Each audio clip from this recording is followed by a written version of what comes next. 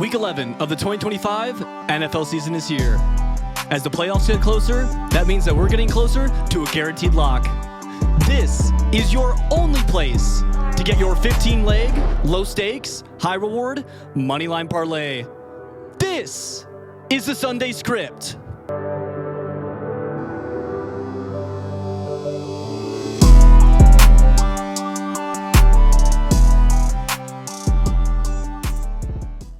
All right, everyone, welcome back. Week 11 of the Sunday Script. The playoff picture is finally coming into focus. We're starting to get some divisional games, a lot of divisional games here on the slate this week, as well as for the rest of the season, right? Yeah, it's like 90% division. I know, which is actually a great job by the schedule makers. So that means most of the cakewalks are actually over. Yeah. Unless you have an awful division, which we'll get into those divisions as we talk about the games here, right? But last week was a rinse, going 7-7. Yeah, it's a bit coincidental, right? How the week that I wasn't here was our biggest rinse of the week. No. Is it coincidence? Who knows? But we're going to make up for it. You know why? Because this week is a guaranteed fucking lock. Definitely. Let's fucking go. It's a guaranteed lock. So we're glad you joined us here on the Sunday Script. And we'll get into it with a good old-fashioned Thursday night rinse. We get to watch the Jets on Thursday. Yeah. It's divisional. It's divisional, yeah, I know. But the Jets are coming off another win, actually. So 2 wins for the Jets. So they won't be 1-16 or 0-17 like we were predicting earlier in the year. Making it back-to-back after starting 0-7. However, they had to do so through special teams against the Browns, and then Breece Hall has to throw a touchdown to win it for the winning against the Bengals, right? 6 completions and 54 yards for Justin Fields on Sunday. Let's just say they'll probably need a better effort than that if they even want to come close to sniffing this spread, which is at 11.5 right now for the Patriots. Garrett Wilson's not going to play. It doesn't really matter. You can't throw him the ball anyways. I mean, throw us out there at this point, right? You're paying Garrett Wilson all that money, and him and Justin Fields were supposed to have this connection because they went to Ohio State together, but Justin just sucks and can't get him the ball. Patriots are coming off a win against the Buccaneers, and Stephon Diggs and Trayvon Henderson really did all the heavy work for that game. Patriots allow the fewest rushing yards per game this year, actually. Fun fact for you here on the Sunday Script. And second lowest in yards per carry. So that does not bode well for Breece Hall, and that means that they might have to throw the ball. The Jets defense is their one strong suit. However, the Patriots will stampede the Jets on the Thursday night rinse. This is an 11.5 spread. I think that's pretty accurate. I think that's a pretty accurate spread. It could, of course, be more than that. We've seen crazier things on Thursday night, but we're going to take the New England Patriots here on the Sunday Script to win the Thursday night rinse. Yep. Pretty much everything Tim said. We thought Justin Fields might have turned the corner after his little cry session. But he was 6 for 11, 54 yards, interception, no touchdowns, back in old fashion, really. We were kind of worried about the Jets offense versus the Browns defense, and that did come to fruition. We were right about that. It was just the special teams kind of carried them to the win. And it's the Browns anyway. And now we got, Dylan Gabriel under FBI investigation or something. We'll talk about that later. Travion Henderson, though, popped off, had a fantastic game. 3 really explosive runs, 150 yards. Probably not going to be repeatable, I would say. But, we'd like to see him have a good game and not seeing Drake May do all the work. Stephon Diggs had a monster fourth and goal catch. So we'll see what they do. 11.5. I'm going to say it. Don't hate me for saying this. I don't really like 11.5. That's a lot of points on Thursday night rinse divisional game, even if the Jets are poverty. I'm just going to say, we're going to take the Patriots to win this one outright. Patriots are legit. They show up for all their big games. Beat the Bucks, beat the Bills. Cakewalk schedule aside, they showed up for the 2 big games they had. So we're going to rock with the Patriots. And with that, we are getting into the last international rinse of the year. I'll hit this fucking few more times. I'm so glad this shit's over. We are taking the Washington Commies going to Madrid, the capital of Spain. Si, senor. The capital of Spain. Ole, ole, ole. The Commanders, capital of the United States, going to the capital of Spain. Funnily enough, not to play communist round ball, but to play football, even though they're you've tied a lot of things into this so far, and it's been fantastic. Thank you. even though they're nicknamed the commies. Of course. Yeah. Of So how course. about that? Going into Madrid, face the Dolphins. Dolphins -2.5. Dolphins are coming off a massive upset win versus the Bills. They were celebrating like they won the Super Bowl. But you know what we've been saying? The Bills, are they really that good this year? They've been really shaky on defense. Achane gets going, and, next thing you know, the Dolphins run away with that game. Jaden Daniels is not taking the trip, so this is going to be a Marcus Mariota-led team again. And they got a few other injuries around the cornerback and running back positions as well. So they're kind of banged up. Old team. We don't know how their bodies are going to adjust, with the flight across the pond. And then Scary Terry's also not playing again because of the guaranteed money. We, however, on the Sunday script are of the mind that Marcus Mariota has been very serviceable. And this is an international rinse. And the Dolphins are the most hit or miss team in football next to the Falcons. So we're going to actually rock with the Commanders. You got to spice it up a little bit. So lock in the Commanders over C. Beat the Dolphins. Yeah, really, I mean, this is just the fact that anything can happen on the international rinse. No Terry McLaurin, no rushing threat. But, the team has struggled since Jaden Daniels got hurt. But it's the international rinse. Anything can happen. We saw it last week. We took the Falcons to beat the Colts. And that should have happened, but Penix sucks, but we'll talk about him later. We'll talk about him. But it just goes to show, the Falcons have been inconsistent all year. You play a team in another country, and it's kind of a clean slate for everyone almost, right? It's almost like a preseason game. It's almost like week 1. It's like all the time, which is ridiculous. And the NFL, of course, is deciding, they didn't know this at the time, but they're going to ship 3 and 7 teams over to Spain. So congrats to the Spaniards. You get to watch the best American football has to offer. Achane did whatever he wanted against the Bills, running for over 170 yards, which is great because then you keep the ball out of Tua's hands. Yeah. Right? So 170 yards, 2 touchdowns for Tua, nothing crazy. But it's about preventing him from rinsing, right? As you always say. Sorry. Right. It's about preventing him from rinsing.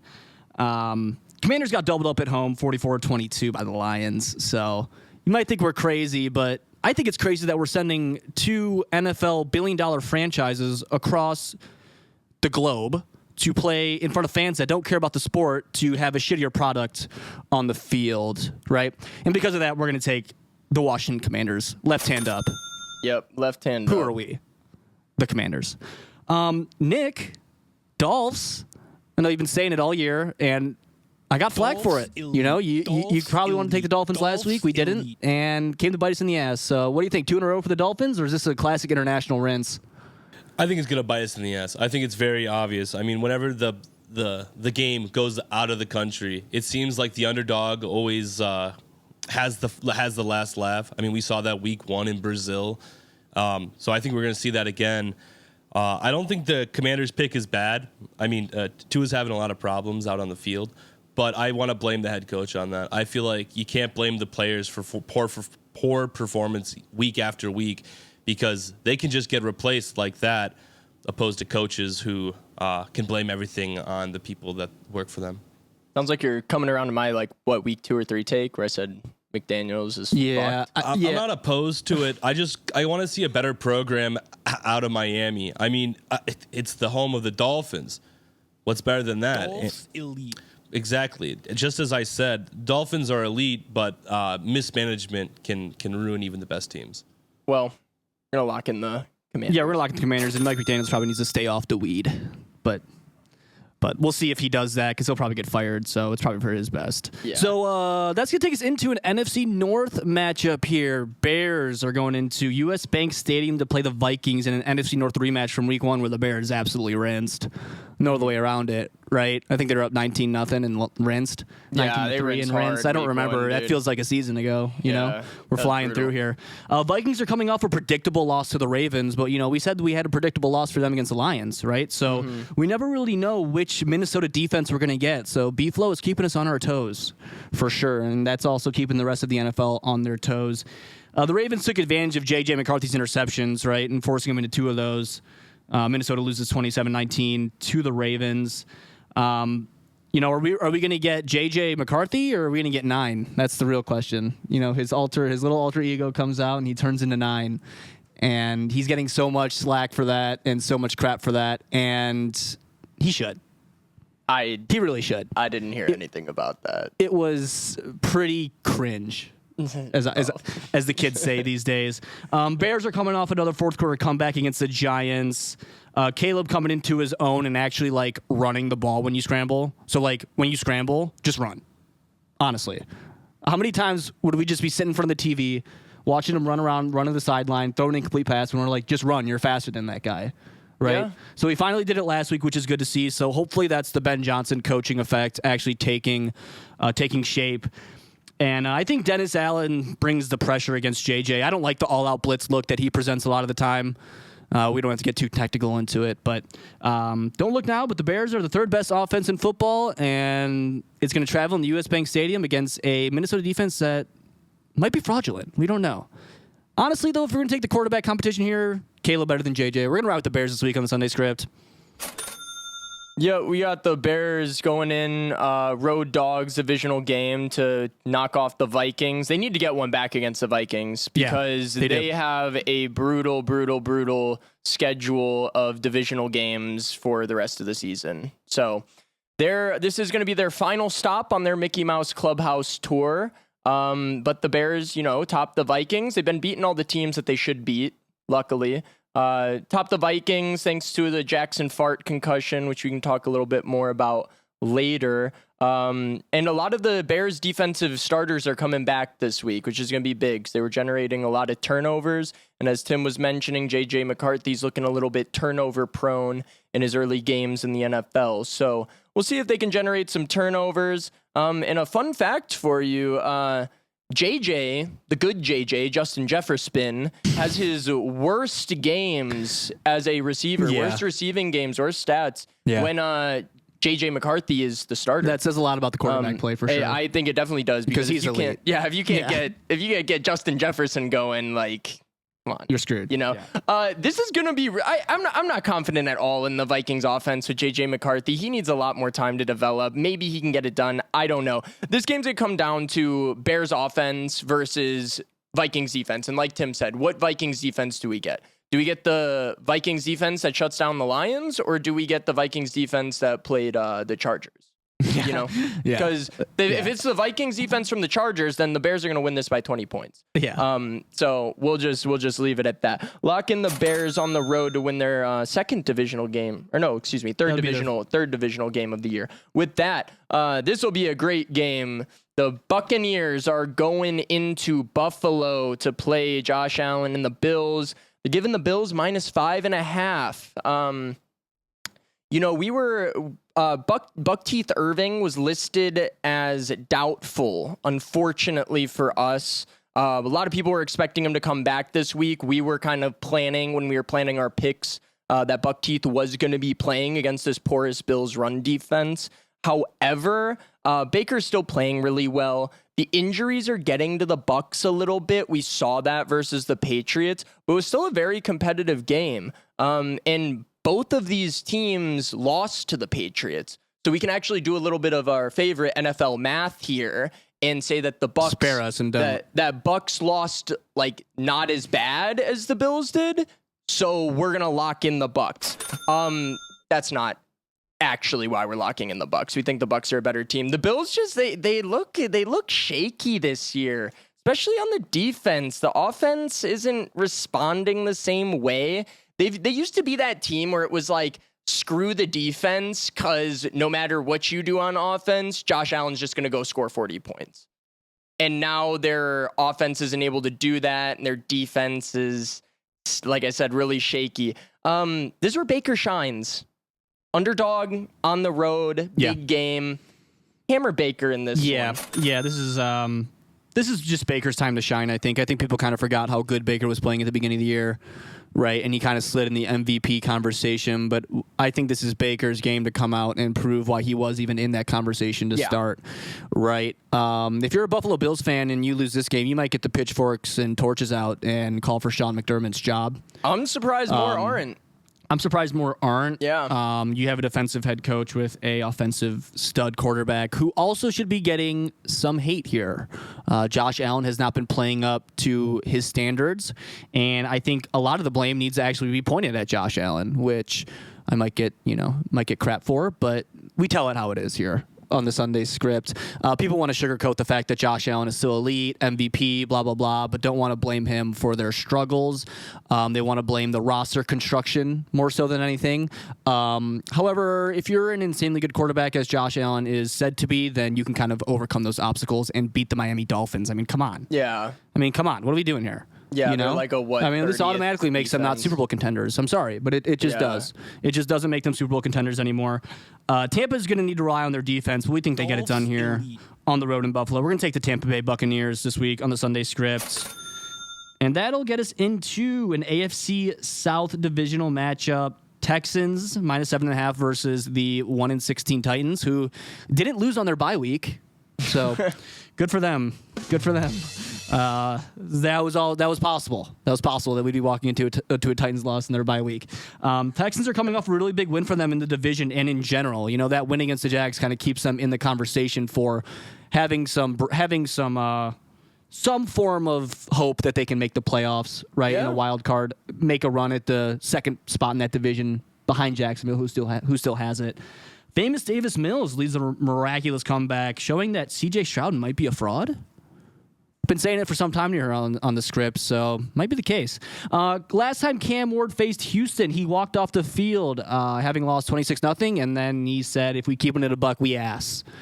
Yeah, seems like a while ago, but that is what happened. Tennessee is last in every offensive statistic, and I am not exaggerating. They are last in every offensive statistic this year.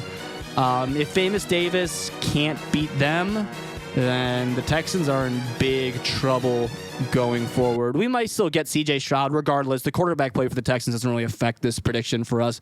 We're going to take the Houston Texans to beat the Tennessee Titans this week on the Sunday script. Yeah.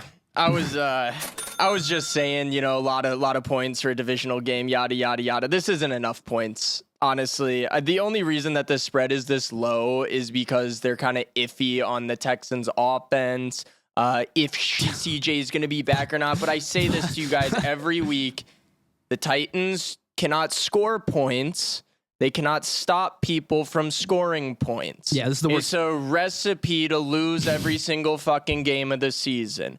And now you're playing, as Tim was just saying, statistical worst offense in the entire league against a really scary defense. Yeah, a top 5 defense in every category. Yeah, this defense is the only reason that the Texans even have 4 wins. For sure. Their defense is elite. For sure. That's all I really need to say about this game. Just don't bet on the fucking Titans. Like, what do you? Don't do it. Lock in the Texans. Yeah. With that, we're gonna get into the Pittsburgh Steelers hosting who day? The Bengals.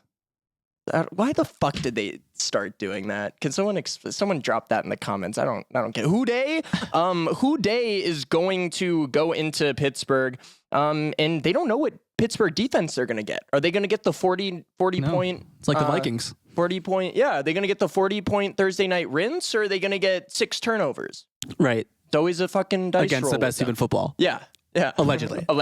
As they say. Rodgers is coming off of one of the worst games of his entire career. It was a bad one, but his whole game plan right now is just throw the ball to DK because they have a tackle playing tight end and no receivers. So, that's really their game plan. But I personally just think Rodgers is going to be a little pissed off from the last week's performance. And that Bengals defense is just so bad. They're gonna have to win this game. It's a must-win game for them in terms of the division as well. Ravens got Lamar back and they're hot on their trail. And they already dropped one to the Bengals on Thursday night rinse, as we said. So Flacco probably not gonna ball out like he did in the Icy Hot Bowl when he's going on the road. So we're gonna rock with the Steelers and hope they don't rinse us again. Yeah, Bengals are coming off that bye, which is great because Joe Flacco was hurt in that Bears game, but still threw for 490 yards, or the hell he threw for. It was a shit ton of yards he threw for. And he'll need that arm because the defense is horrendous. I mean, the defense for the Bengals is so bad. So bad. They can't tackle. Literally, they just can't tackle. So just get the ball to anyone, and they might just score, right? We saw it in the Bears game. You got players calling out the defense, right? What's their running back's name? I forgot his name already. Oh, Chase Wood. Chase Brown. Chase Brown. Yeah, you got Chase Brown calling out the defense when he had a crucial drop pass in that Bears game. Then he's calling out the defense. I know those. Jamar's calling out the defense. So the Divas are out again. And the Steelers are coming off that rinse to the Chargers, but are still atop of their division. But they need to watch out because the Ravens are coming. And the Ravens' cakewalk schedule is coming as well. Aaron really needs to get his shit together, or this is going to be his last year in Pittsburgh, which it might have been anyways. But I think the Steelers should have just packed it in this year and said, we're going to suck, because eventually they have to. Like, they've been so mid for 6-7 years now. Eventually they're just going to have to pack it in and say, we're going to tank and win 2 games this year, right? They're going to have to do it. And I don't think this is the year. I think this is a 9-8, 8-9 team probably, right? Yeah. We'll see, but we're going to take the Steelers still. I mean, it's at home. The classic divisional split, right? Yeah. We see it all the time. Yeah. Right? But Nick, we got 2 40-year-old men. So I know you haven't been too impressed with Aaron. So what do you think about this battle of the old heads this week on the Sunday Script? I think Flacco's gonna upset us. I mean, I know we have the Steelers going into next week, but honestly, what I've seen from Aaron is he isn't in the game anymore. I mean, ever since he left the Packers, he just hasn't been the same old energetic self. I mean, honestly, if I was him, I'd be getting a podcast ready and looking for a superstar to start dating so I can figure out my after-career life. No, he's married now. He's got a secret wife. Didn't you hear? No, I didn't. Yeah, he's like hiding her from the public. Smart man. Well, obviously, he's not starting. He's a smart man, so people like you don't talk about him, Nick. Yeah. Wow. I got another question for you guys. Do you guys think this is going to be Rodgers' just last season altogether? No. I think it should be. I don't think the Steelers should extend him. So Agreed. So he'll probably be playing somewhere else if He'll go back to the Jets. if he wants to play again. I don't think it's going to be in the black and yellow. No, he might go back to the Jets and make $10 million again next year. Yeah, Yeah. easy money. He'll go on road Yeah, that and is talk easy. about a couple things, Yeah. and that'll be it. Anyway. Anyways, yeah, we'll get off of Aaron Rodgers here for a second, and we'll go to his old team, actually. Packers -7.5 versus the Giants. Giants are coming off firing Dayball after rinsing to the Bears, which was imminent, right? That was coming regardless.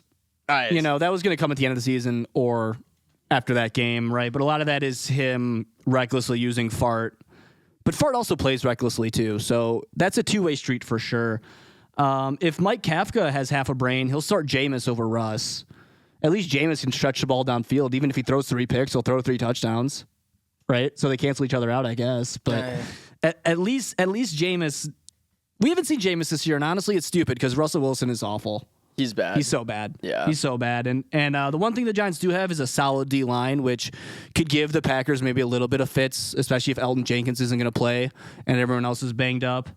Offense struggled all game, and now people are calling for a midget LaFleur. Yeah. I was saying it last year. I'm one of them. I was saying, you've been saying it for a while. I will give him credit on that. I said it last year after they lost to the Bears and went 10-7 in the last game and then lost to Philly that I'd be calling for his job now. It's been mediocre ever since Aaron's MVP seasons.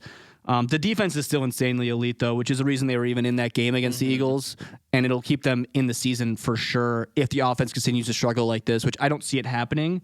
The Packers are going into Met death, so let's hope there's no injuries there. Yeah. But this is also the last cakewalk game for the Packers because the division is coming up for them as well, as they have only played one divisional game so far this year. And they still have to play Baltimore as well. So yeah. And we With don't Lamar. get Tyler Huntley. Yeah, and they don't get Tyler Huntley, and they get Lamar. Baltimore. We get Lamar. Yeah, but with that, we're going to take the Packers at -7.5. I don't like the points here. We take money line. But I think Jameis starts, and I think it gives him kind of a little bit of a kick in the ass, or he'll rinse. Yeah. But we'd like the Packers to win still this week on the Sunday Script.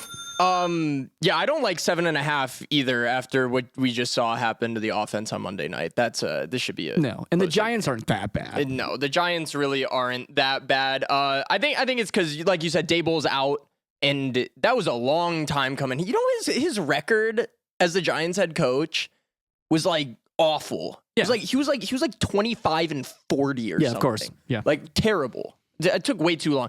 Can Mike Kafka in Danger Us start a metamorphosis, start winning games? Let's see how many of you literary nerds get that one. Dangerous though, he's downgraded to Dangerance now. He's so bad. Like the Giants probably would have won that game if Jackson Dart had stayed in, I think. But Dangerance comes in, and then they just do nothing on offense. And Caleb leads a good comeback as well. Yeah, but that's what the second or third time we've seen the Giants defense just completely fall apart too. They did it against the Broncos, and we're not that high on Bo Picks. And then they do it against Caleb Williams, who I'm, not that high on. I think he's better than Bo Nix, honestly, at this point in the season. But and Jaden, yeah, well, Jaden doesn't even play, so low bar. Exactly. Packers are on a 2-game losing streak, and their offense is really struggling, and that's why I was saying I don't like the 7.5 points. But their defense is really fucking good. That is the one shining gem in the rough of the mess of the Matt LaFleur inside zone run on fourth down offense. I'm just kind of over Matt LaFleur at this point. He's just leading a really uninspired offense. They basically don't have an OC. So we'll see what happens with them. The Packers aren't the type of team to go fire their head coach in the middle of the season. They're going to ride it out with them, but I'd be kind of surprised if he has a job at the end of the season if they don't turn it around a little bit. That being said, Giants are a 2-8 team. They're not very good. They're starting quarterbacks out. They just lost their head coach. It's a lot of stuff going wrong in New Jersey right now. So we're going to lock in the Packers as a little bit of a get-right game before the gauntlet shows up. This episode of the Sunday Script is brought to you by Sentence Enhancers. Words are tools. Some cut deep and other build bridges. In this book, it'll help you recognize new words to use, as well as help you improve your communication both at work and in everyday life. Buy Sentence Enhancers now on Amazon. Moving on to Duval. They're taking on the Los Angeles Chargers -2.5 on the road. We watched it last week. Joe Alt got injured again, and Justin Sherbert starts getting annihilated again. It's almost like having a all-star left tackle is really important. Yeah. Who would have thought that? So also Kamani Vidal is playing really well, actually. He had a pretty nice game last week. He definitely wants to get a permanent spot. And speaking of defenses falling apart, the Jaguars, what the hell was that? They gave up 28 points against the Texans. And we liked the Jaguars defense. As far as I know, they generate turnovers. They keep the Trevor Lawrence rinses mitigated for the most part. But speaking of him, he really needs to be reconsidered, I think. Rinse the game with fumble. Rinse the game with a fumble into the end zone. 150 yards, 50% completion, 1 interception. And the thing about those stats lines is that's like a run-of-the-mill game for him. Like, that's expected for him. And I'm still waiting to see this, generational talent, Trevor Lawrence, that just seemed to have never showed up. Their defense is still good. Chargers are flying across the country into Duval. We're going to just hope that Trevor Lawrence keeps the rinses to a minimum. The defense is able to get Sherbert, and we're going to lock in Duval. Yeah, the Jags got to get a win here if they want to keep their season alive, to be frank. Yeah, right? they do. Chargers are coming off a great home win against Aaron, but no team in NFL history has traveled more miles in one season than the Chargers this year. Fun fact for you, 37,806 miles. So a lot of miles. It's a lot of miles. And last time they're getting double miles. Yeah, hopefully. Last time we saw them go into an East Coast game, they went into Met-Death and rinsed and lost to fart. Yeah. And this is also a very, very long trip over to Duval County. Jags are coming off a masterclass of rinsing. Like you said, we've seen it before. Blowing a 19-point lead in the fourth quarter to famous Davis. I mean, not even to C.J. Stroud, to famous Davis Mills. Yeah, what the fuck? Right. So Trevor was given the ball with half a minute remaining and throws a pick six to rinse it. And they have a lot of issues running the ball. The Jaguars do. And now Travis Hunter's out for the year, which doesn't make a difference because you draft a cornerback number 2 overall, like a bozo franchise, like a poverty franchise, like you are. And we just need to see more from the Prince, and I think we do. this week. We see Jacksonville squeaking out a home win against a far-traveled Charger team. Duval needs a win here, and I think Liam Cohen's going to rally the troops. And, Yeah, I agree. And Liam Cohen needs to be better, and I will say that, and I will, keep his name in my fucking mouth. If he I wants, think Liam Cohen's been doing a pretty good job. If he wants to come after me, I'll kick his ass like Robert Saleh would have. Yeah, Robert Saleh would have. Yeah, Robert Saleh would have kicked his ass. Suplexed But that's going to move us into an NFC South rinse, is what this is. This is absolutely ridiculous, this game.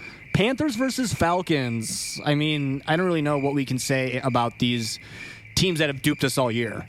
Yeah, Both of them. 1 week they're playoff teams, the next week they're bums, and they're absolute poverty teams. Falcons coming off the international rinse. Although the Falcons offer a tough defensive front that could replicate what the Saints did to Little Guard and Gnome Bryce. Yeah. Right? And Drake London's been having a great year. I know Nick's been enjoying that. But has still been limited by Penix. By Penix's inaccuracy issues. Drake London would have a much better year with a better quarterback right now, even though he's having a good year. And but honestly, I think the biggest issue with the Falcons is their coach. Is their head coach. They gave the Colts so much time to go back. Yeah. Right? To come back. Well, I'd say he's the second biggest issue. Yeah. Besides Penix. Yeah. Right. And then paying Kirk. What, yeah, 140, paying Kirk fucking $250 million. Yeah, whatever the fuck they paid him. But even if Rico Story is successful, Atlanta, can attack the Panthers defense that has allowed the fourth most receiving yards to tight ends this season. So maybe we'll see a Kyle Pitts game, and shout out to Kyle Pitts for putting senior on his jersey. So congrats on the sacks. But the Panthers disappointed us, and they are clearly a fraudulent team. We're going to take the Falcons to get back at them, and this is another divisional split here on the Sunday script. Yeah, I agree. I don't see the 30 point blowout happening again. The Panthers upset the Packers at Lambeau, and then they just lay a stinker at home. And you're telling me that they play so much better at home, and then they just get destroyed by the Saints. So I think the Panthers are completely fraudulent. They don't know what they want to do. They don't know their identity, hence the dead even record. It's a must-win game for the Falcons too. Must win. They've lost some close ones, and personally, despite the first game that they played, I think the Falcons are a better team than the Panthers. I think they have a very good defense, which is a bit banged up. That's their biggest asset, though, beside Bijan and now Drake London, who's actually having a very good season as well. Speaking of Drake London, did you see his touchdown catch in that international game? Dude, he slams his head on the ground after he catches the ball, and then it looks like he's like laying there and he's like concussed, and then he gets up. And Darnell Mooney runs up to him and just spears him in the head to like celebrate with them. And I was like, oh, that's a great idea to send him to the tent. Yeah, to do someone who might have a concussion. But, they get paid to play football, not for their IQ. So anyway, if the Falcons can contain Rico Story and then get Bijan going in their favor, they should be able to end the 4-game skid. So we're going to lock in the Falcons at home. All right, we got the Seahawks visiting the Rams. Rams are -2.5. Seahawks get their center, has a knee injury last week against the Cardinals. He's questionable, but he's set to return. Could be something to look at against the scary Rams front. Seattle's offensive numbers were kind of middling last week, but they were also up 35-0 with 8 minutes in the second quarter against the Cardinals. So they didn't really need to play a whole lot of offense. That's why I say don't look at the box score. Seems like they're finally figuring out their run game a little bit. They're doing a little committee situation between Walker and Charbonnet. They combined for about 130 yards last week against the Cardinals, who I don't think their defense is that bad. So we can talk about that. We got two very solid defenses. The Legion of Boom looks like it's made a return to Seattle a little bit, I would say. And then the Rams defense is, the Rams defense. It's a high percentage pass protection, etc. And they also have a pretty strong pass rush as well. Stat Padford, we know his stats are going to be expanded past the cosmos. But I don't necessarily trust him. The Seahawks team plays well on the road. I tell you guys, they play better on the road than at home. They're not going that far. This is a big divisional game with NFC seeding implications. We are going to take the Seahawks underdogs to go into whose house and get the win on the road. Yeah, we're going to take the Seattle Seahawks here on the road. They're 4-0 on the road this year. This is going to be a great game. Last team with the ball is going to win this game, and we think it's going to be the Seattle Seahawks. Both defenses are elite. They're young. They fly around. Carr mentioned that Stat's been playing at an MVP level, but so has Sam Darnold. Vikings are regretting that decision for sure, and good on Seattle for making that decision to pay him. Both are coming off walloping the other two teams in their division, the Cardinals and all the Niners. those afternoon games were like fucking 40 Well, no, point the fucking blowouts. problem is they have an international RINs, so there's only 3 games on 325 at 325. Yeah, that is true. Right? That is why. Absolute dog shit games on the 325 slate last Terrible. week. Right? So that's on the NFL schedule. They need to do better with that. But we're going to take the Seattle, excuse me, we're going to take the Seattle Seahawks to go into, like Carm said, whose house? Seahawks house, actually, because there's going to be more Seahawks fans than Rams fans. That's how it always is. But we're going to move into the dog of the week here on the Sunday script. The San Francisco 49ers are going into Arizona Cardinals. The Niners are -2.5. So both of these teams are coming off some huge losses like we just discussed, right? Still no Kyler Murray or Brock Purdy. And to be honest, I'm getting a little suspicious on why Brock is not playing yet. Kyler, we understand he just fucking sucks, right? And is too busy playing COD. But Brock Purdy is Shanahan kind of just, riding with his pretty boy that he won the draft instead of rinse Trey Lance. Probably. Christian McCaffrey and George Kittle will almost lead San Francisco to victory in this one. This is going to be a close game. They're giving us the points for Arizona at home to go into the red zone, to stay in the red zone, right? And to win a game at home. Like we've been saying, this is the classic divisional split that we see all the time in the NFL. Jacobo is probably going to have a much better game. He has a much better connection with Trey McBride, and Trey McBride with Tucker Kraft down right now will easily be the best tight end in football this year. Yeah. So, like we said, we're going to fly with the Cardinals. As long as Jacoby Brissett is playing quarterback for the Cardinals, they have a chance to win instead of Kyler Murray. So you'll be seeing us taking them probably a little bit more than if the little Cardinal was playing, right? But Nick, in the battle of the backups, it's crazy that these guys who get paid less are playing better, right? So in the battle of the backups, who gets it done?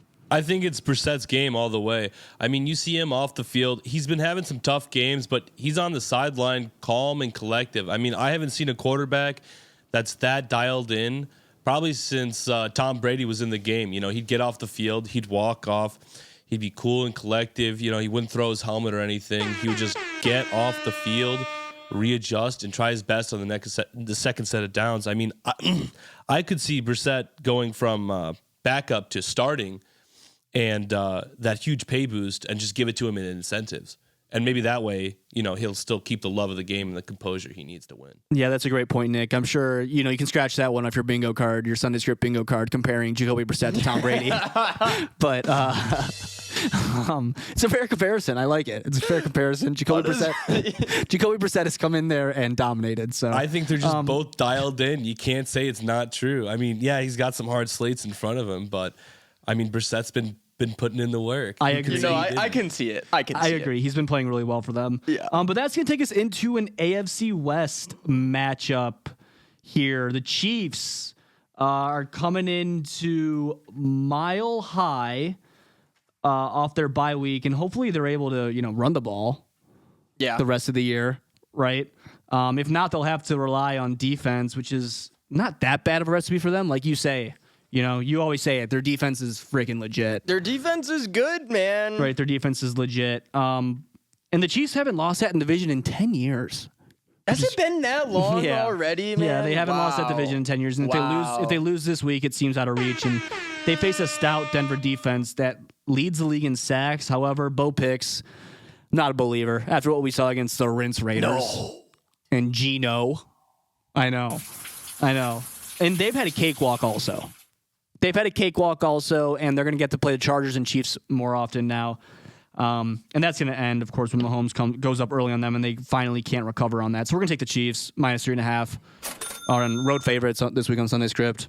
Yep, Chiefs -3.5 going into Denver. Looks like the Broncos got a little bit of Packer-itis, I would say. Really good defense and rinse offense. So I don't really trust them that much. I don't think Bo Picks, as Tim was saying, and as I'm going to tell you guys, because I tell you guys every week, Spagnuolo has the defense cooking. That's a good defense out there in Kansas City. And Bo Picks, if he plays like how he did against the rinse Raiders defense, then good luck against Spagnuolo. He's going to have something for you in a divisional game.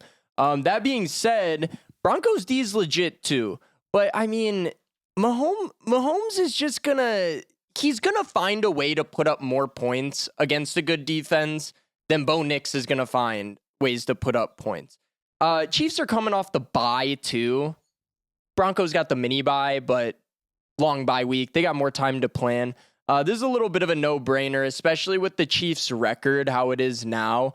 They want to keep their playoff hopes, alive and well. They'll make the playoffs. But if they want to, give themselves a little bit of cushion, they need to win this divisional game. We're all taking them to go into Denver and lock in against the Broncos. This episode of the Sunday Script is brought to you by Woodman's Property Management. Are you looking for some place to live? Do you want to live in the Midwest? Are you looking for something luxurious while still being affordable? Then Woodman's has the property for you. Go ahead online or down in the link below and check out Woodman's Property Management for all your rental needs. All right, and now we get to go to Believeland, another divisional game. It's loaded up this week. Lamar is taking on Believeland, -8.5. I always tell you guys I don't like the 7 points plus spreads in these divisional games. Browns defense is pretty good, and the Ravens offense is still struggling. And now we got Dylan Gabriel getting investigated by the FBI for purposely rinsing? I don't know, but does this mean, Nick, that we get to see Shadur Sanders? Oh, man, I hope not. I mean, the biggest problem with Shadur is I don't think he's brought any value as he got through to the NFL. I mean, he's been coattailing off of his father's work and expects the world to be given to him on a silver platter. So, honestly, I don't think he should have made it. I don't think he should be playing the game. And honestly, maybe he should have just studied to be an accountant.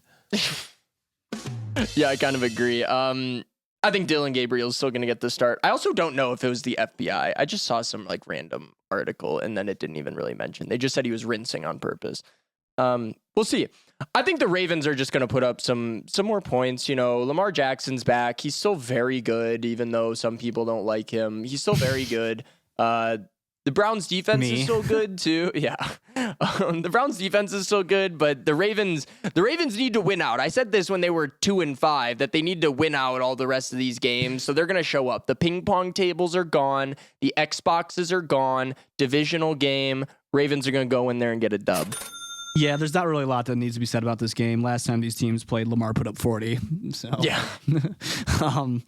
The Browns are coming off losing to the Jets. What a fucking rinse. Yeah. Like, you go into net death and, allow 2 special teams touchdowns and just rinse to the Jets. I mean, they're so bad. This is the shitter game that Browns fans have been crying, begging on their knees for. But beggars can't be choosers. So when you get them in the game, don't expect anything from Shadur. Yeah. Except some rinsing. And you know what? If Shadur ends up being good and it's a pleasant surprise, it would be good for the league. It'd be great for the Browns, but fuck them and fuck LeBron. We're gonna take the Ravens, clearly, -8.5. They're going to cover way more than that. The Browns fucking suck. All right, we're going to get into Lions-Eagles. This is a very interesting game as well. Another NFC North team for the Eagles to play. Eagles are coming off a win, if you want to call it that. I mean, Joe Buck was like, oh, this is one of the most entertaining, low-scoring games I've ever seen. Like, shut up. That game sucked. That game was bad. It was a bad game to watch. And, if that's what you can call a win, then that's a pathetic showing from Philly. Besides one nice play Saquon had, he really has yet to get going, which is the real reason why this team is struggling. Mm-hmm. Nowhere near the production he had last year. And the Lions are coming off, a beatdown of the Commanders. Yeah. 44-22. Dan Campbell's calling plays, but I could have called plays against Commanders. I mean, we took them this week, so I can't really talk all that good, but it's any given Sunday in the NFL. it's a great, Jalen Carter versus the Lions offensive line, which is a weakness, will be good to see. And we'll see how the Eagles trades kind of come together still. They were last week. They were on Monday night, right? And Jalen Phillips had a good game. They were bringing up Jalen Phillips a lot. While the Eagles have a home field advantage, Dan Campbell taking over the plays. I think that does give you more faith. And maybe Ben was the pot, or I don't know, the spoon, whatever stirs the pot. But it was Ben. He was the chef stirring the pot. There you go. That's what I was looking for. That's what I was looking for, because the Detroit Lions don't have the third best offense in football. The Chicago Bears do, so suck on that, Detroit. We're going to take the Detroit Lions to beat the Eagles. Eagles are frauds, and the Lions still have a way better offense than the Packers do at this point in time. Oh, yeah. At this point in time. Yeah. And we're going to ride with the Lions to go into Philly and beat them as underdogs this week on Sunday Script. Yeah. Obviously, we're going to pick the Lions. Eagles beat the Packers, but their offense isn't rolling that well. And I think that I was saying the Packers have a really fucking good defense still, like regardless of what other problems they have. So I'm imagining that the Eagles offense is probably going to open up a little bit more than we saw on the Monday night Rins versus the Packers when they take on the Lions at home. Something I didn't mention when we were, talking about the Commanders game is Daron Payne punched Amon-Ra in the face. Yeah, he did. And I was like, that's awesome. That was totally worth it. He's going to be suspended for a game. That's why I wanted to mention. Amon-Ra gets to talk about it on his little podcast. Yeah. Well, you know what, though? So he gets suspended for a game, and then a new alternate camera angle comes out. Amon-Ra punched him first, Of course he did. Of course he did. Of course he did. I fucking hate that guy. That guy sucks. A bad person. Big seeding implications for this game, so expect them to play hard. Lions are gonna come in and be playing hard. Dan Campbell's already excited after he got tobacco thrown on him. Got someone with a tobacco spitter dumped it on him last time he was in Philly. So he wants to. This is gonna be the tobacco bowl. This dip spit bowl. Yeah, the dip spit bowl. There we go. I just think the Lions are gonna outscore the Eagles. Plain and simple. Their offense is rolling a lot better. Dan Campbell's calling the plays now. So we're going to lock in the Lions on the road, tie up their records, both at 7-3 after this week. Yep. And with that, we go into the Monday night finisher. Dallas Cowboys -3.5, flying halfway across the country to Las Vegas to take on our boy, Geno Smith and the Raiders. Cowgirls are really fraudulent, guys. They're coming off a bye week after the home primetime rinse against, which we said, the Cardinals. Said the Cardinals were going to go in there and win that game because the Cowboys are really fraudulent. And they did. Didn't get to say last week, but Brock Bowers, I wasn't here. That's why. Brock Bowers is so fucking legit, dude. Oh my God. He was balling out against the Broncos despite the low score and balling out the week prior as well. He doesn't need a fucking hairline. He's got his 2 legs and his big, strong muscles. That's all he needs. Raiders just need to get a wide receiver 1 to complement him. And Geno is not doing that bad anymore. Rocky start to the season. 7 points. Well, it's the Raiders. So Cowboys coming off a bye to another primetime game. They got to play well for Jer. So hopefully I don't think he's going to be there, but we're going to take the Cowboys. Raiders suck. Oh, he'll be there. He'll be there. Yeah, Jared pushed all his chips in the middle of the table at the trade deadline, and gets Quentin Williams and Logan Wilson.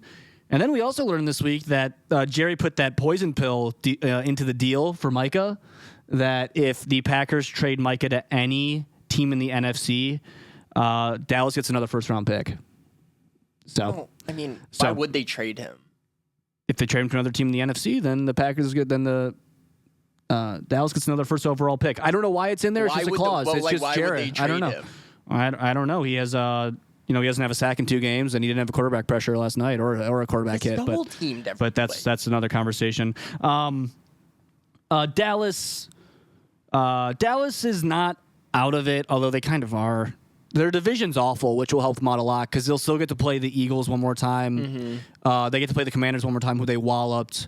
And they already beat the Giants, so they get to play those guys each one more time. Struggling Raiders offense, and Dallas should be able to keep them within a winnable game, especially because it's indoors. We've seen Dak kind of rinse outside, especially in the cold. But it's going to be nice and toasty in Allegiant Stadium. So we're going to take the Dallas Cowboys this week on the Sunday script. But that will finish the Week 11 slate. Hoping to be a fun one. We got a lot of dogs in this script this week. Nothing crazy. Nothing crazy, but any given Sunday, man, we're seeing it this year. This year is a complete rinse, right? And I'm sure that'll be a part of some of our takes here as we get into our Week 11 takes. So we'll do that right now on the Sunday script.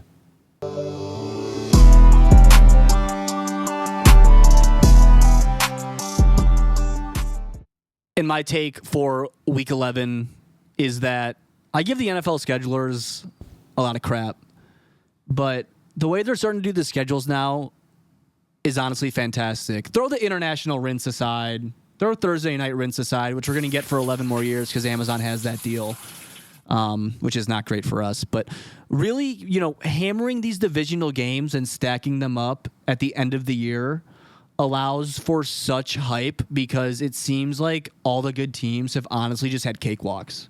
Yeah. All the teams have honestly had cakewalks, it seems like, and now they're going to get into the divisional gauntlet besides the Patriots because the Patriots are in an awful division anyways. Or, the AFC South. The AFC South kind of sucks too. But the NFC North is going to be insanely interesting, right? The Vikings are not out of this yet in the NFC North. No team is out of it in the NFC North. The Bills aren't out of it, of course, in the AFC East. Dolphins are definitely out of it. But I could go on and on about the divisions, right? The Rams and the Seahawks are fighting for that first spot. So the 5, 6, and 7 seed in the NFC playoffs, more so than the AFC, is going to be very interesting because it's going to be 2 teams from the North or 2 teams from the West, right? So what we really need is a Niners loss here against the Cardinals, like we predicted, to completely, unlock the scripts and lock it, right? But my take this week is that NFL schedulers, not too bad of a job with that. All right. And for my take this week, a little bit, less football related, more about the specific team that's going over to play in the international rinse this week. The Washington Commanders. I was one of the pioneers that said, don't change their name from the Washington Redskins because who the fuck cares? You still got the Chiefs going, and then you got to change the Redskins. Okay, fine. So they go and they change it, and my real take is that they should have stayed with their interim name, the Washington Football Team. That's what they should have done because, everyone got so up in arms about a stupid fucking name. Oh, the Redskins, we don't like it. Well, you know what? The owner should have said, well, guess what? Now you get nothing. Now you don't get a mascot. We're just a football team, and you're going to like it. And then I thought that actually ended up being like really ironically hard. Like, oh, we got the football team coming in this week. I liked it. And now they're the Commanders, another generic name that no one cares about. And they suck. So I don't want to see the Commanders. I don't want to see the Redskins. I want the Washington Football Team. So my take this week is that something needs to be done about wasting time on the field. I understand the concept of running down the clock, or if there's 2 minutes left in the game and just kind of getting the first down and taking the victory position. Is that what they call it? Well, I think that it is a major disservice for all the fans that pay for tickets to go to the games, to see their teams play. They want to see them battle it out all the way. So I feel like the best way to kind of level the playing ground so that the fans don't get rinsed so hard is to probably start fining the coaches or the players, everyone on the field. I was thinking probably $10,000 a second. I mean, they make the money. It's not going to happen anymore if we do it like that. And maybe they'll actually play a full game and it'll be fun all the way through. But instead, we lose 2 minutes at the end. So I feel like if they were to charge every player on the field $10K every second wasted, I think we'll see a lot more compelling football games or something big for the coach. I mean, how much do coaches make? Does anyone really know off the top of their head? Like $5 million, $10 million, maybe. 13. We'll just cut it in half. I would divided by 2 salary for head coaches that end up wasting time, because I'm tired of it. You get together with all your friends. You pay these high prices for tickets only for what, 2 minutes to be lost because I don't want to risk it. Well, how about you play the damn game that you're out there to play? That's my take. I'm tired of wasted time in football, and thanks for listening. All right, and with that, we will get into the Week 11 rundown here on the Sunday script. Thursday night rinse. Jets are going to New England. We're going to take the New England Patriots to win on Thursday night. Commanders versus Dolphins in Madrid. Si, senor, si, senor. We're going to take the Washington Commanders this week on the Sunday script. Bears going to Minnesota, US Bank Stadium, NFC North matchup. We're going to take the Bears. Buccaneers, Bills, both teams needing to get a win here. We're going to take the Tampa Bay Buccaneers on the Sunday script. Texans, Titans. We're going to ride the Texans because why would we pick the Titans on the Sunday script? Bengals, Steelers. Steelers are going to get the split. We're taking the Steelers this week. Packers, Giants. Packers go into Met Death and get a much-needed win this week on the Sunday script. Chargers going into Duval. We're going to take the home team. We're going to take the Jacksonville Jaguars this week on the Sunday scripts. NFC South, Panthers, Falcons. We're going to fly high with Penix, and we're going to take the Falcons. Seahawks versus Rams. Game of the week. By far, this will determine number 1 seed in the NFC West, and maybe the number 1 seed in the NFC in general. We're going to take the Seattle Seahawks. Niners, Cardinals. This is our dog of the week. We're going to ride with Jacobo Brissett, and we're going to take the Arizona Cardinals. Chiefs, Broncos. Chiefs are going to get back in the win column this week. We're going to take the Chiefs on the Sunday scripts. Ravens, Browns. We're going to rock with the flock, and Lamar should get a win here in Cleveland. Lions, Eagles. We're going to one pride with Dan Gamble, and we're going to take the Detroit Lions this week on the Sunday scripts. And Cowboys, Raiders. We're going to take Jura and the Cowgirls to go into Allegiant and beat Geno Smith for the Monday night finisher. And that is your Week 11 rundown here on the Sunday scripts. We hope to see you next week, where you will be significantly richer, and so will we. We'll see you next week on the Sunday script.